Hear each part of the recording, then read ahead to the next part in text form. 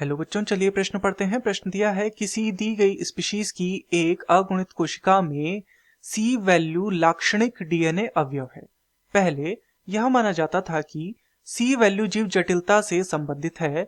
हालांकि अब यह प्रमाणित है कि सी वैल्यू स्पीशीज के बीच काफी भिन्नता होती है और इसका जीवों की जटिलता से कोई संबंध नहीं होता है। उदाहरण के लिए कुछ सैलामेंडर की कोशिकाओं में मनुष्य की तुलना में 40 गुना अधिक डीएनए हो सकता है। निम्न में से कौन सा इस सी वैल्यू विरोधाभास को समझाता है?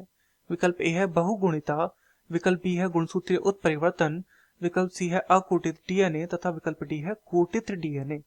तो इस प्रश्न में हमसे सी वैल्यू के विषय में पूछा गया है, अर्थात इस प्रश्न की जो मुख्य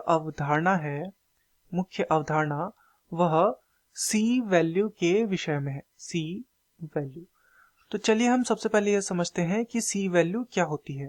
तो किसी अगुणित कोशिका में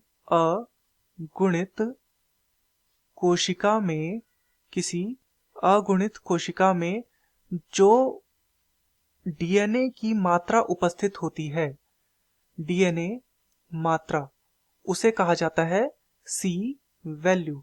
सी वैल्यू कहा जाता है किसे?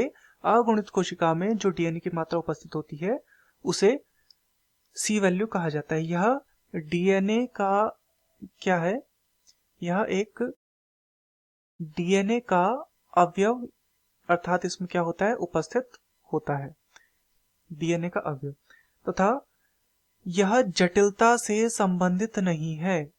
जटिलता से इसका संबंध नहीं है, अर्थात ऐसा नहीं कहा जा सकता कि सी वैल्यू अधिक है तो यह जटिल होगा। तो ये जटिलता से संबंधित नहीं है, तथा इसमें हमें क्या देखने को मिलता है? सी वैल्यू विरोधाभास देखने को मिलता है। सी वैल्यू विरोधाभास, इसे समझते हैं कि ये क्या होता है?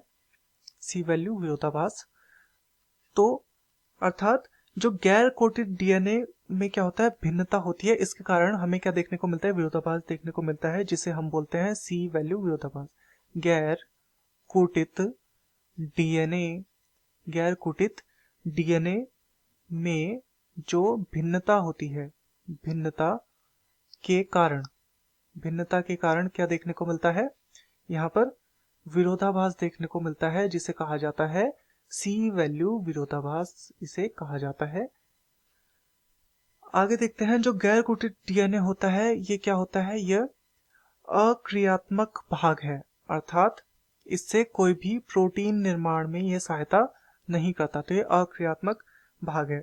और मानव जीनोम का लगभग 98% जो होता है वो गैर कोटित भाग होता है। मानव जीनोम का ये क्या होता है? 98% लगभग भाग होता है जो कि गैर कोटित होता है। तो चलिए अब विकल्पों को देखते हैं। विकल्प ए दिया है बहुगुणिता, तो जो बहुगुणिता और गुणसूत्रीय उत्परिवर्तन है ये दोनों ही हमें कोटित डीएनए में देखने को मिलते हैं, ना कि गैर कोटित डीएनए में। तो ये तो हमारे उत्तर नहीं हो सकते, ना ही बहुगुणिता हो सकता है, ना ही गुणसूत्रीय उत्परिवर्तन हो सकता है।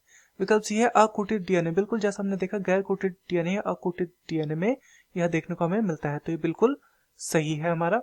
तथा विकल्प डी है कोटित डीएनए, तो कोटित डीएनए में भी ये हमें देखने को नहीं मिलता, तो ये हमारा गलत हो जाएगा। अतः दिए गए प्रश्न का सही उत्तर होगा विकल्प सी अकोटित डीएनए।